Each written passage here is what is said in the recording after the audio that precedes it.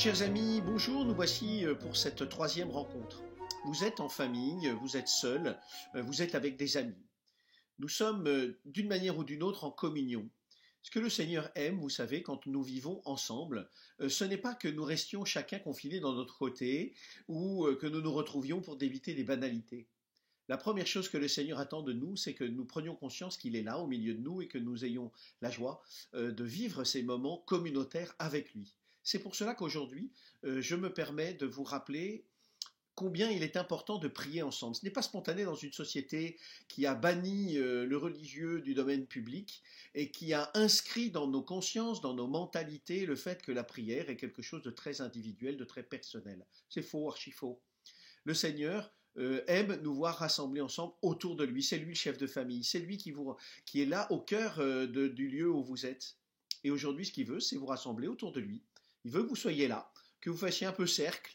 Alors dehors s'il fait beau, dedans s'il fait moins bon, autour du feu, pourquoi pas, et que vous puissiez le prier très tranquillement.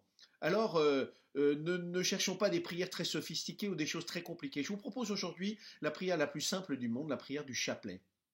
De dire ensemble, un Notre Père dit je vous salue Marie. Alors un chapelet, normalement, c'est 5 fois cette dizaine que je viens de mentionner. Peut-être que c'est compliqué pour vous de commencer avec 5 dizaines. Peut-être que ce sera plus facile avec 3.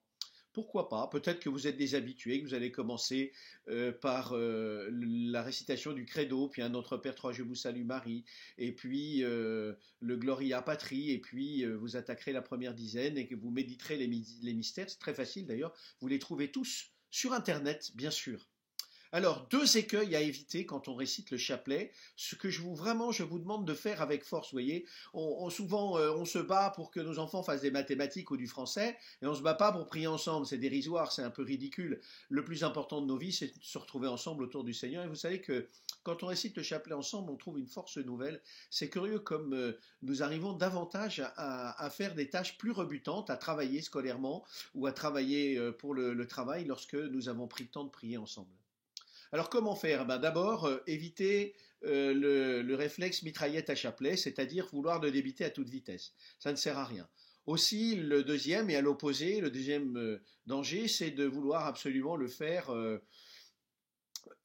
très lentement en pensant chacune de nos paroles. C'est impossible. Alors, ce que je vous propose, c'est de le faire de manière très communautaire. Pour cela, il y en a un parmi vous qui dit la première partie du Notre Père ou de Je vous salue Marie, et tous les autres répondent. Et puis, à chaque dizaine, bien sûr, vous tournez. Vous vous trompez, c'est pas grave, qu'est-ce que ça peut faire? Ça n'a aucune importance. Vous savez, je suis sûr que les apôtres réunis autour du Christ qui récitaient les prières juives ensemble, puisqu'ils avaient des prières communautaires plusieurs fois par jour, se trompaient, et c'était pas bien grave. Un autre écueil à éviter, c'est de penser que, en débitant toutes ces paroles, il faille penser à chacune. Non. Vous savez, la prière du chapelet, c'est comme une prière du cœur. Elle doit pouvoir s'ancrer en nous, à l'intérieur de nous. C'est notre cœur qui prie. Et si notre pensée vagabonde ailleurs, c'est pas très grave. Nous ne sommes pas là pour penser à chacune des choses que nous disons. Nous sommes là pour porter les autres dans la prière, pour aider notre cœur à prier, pour être ensemble autour du Christ par Marie. Voilà. Eh bien, je vous souhaite de pouvoir vivre de très beaux moments de cette manière-là. Ça va vous prendre, allez, montre en main. Si vous dites 3 dizaines, ça va vous prendre un quart d'heure. Et encore, je suis gentil. Vous voyez, donc c'est assez dérisoire à l'échelle de vos journées qui ne sont somme toute pas si pleines que ça, pas si remplies que ça.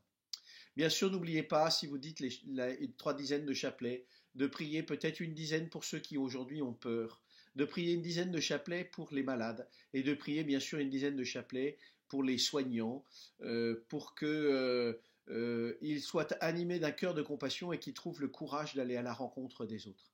Et puis bien sûr, ce soir à 20h, rien n'empêche, même si vous êtes perdu au milieu de la campagne, de sortir à votre fenêtre et de les applaudir parce qu'ils font un travail absolument admirable.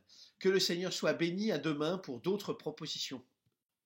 J'ai oublié de vous rappeler bien sûr que vous pouvez suivre le chapelet et vivre ce chapelet sur ktotv.com à 15h30 tous les jours en direct de la grotte de Lourdes pour tous ceux qui parmi vous seraient seuls et auraient besoin de s'unir à d'autres.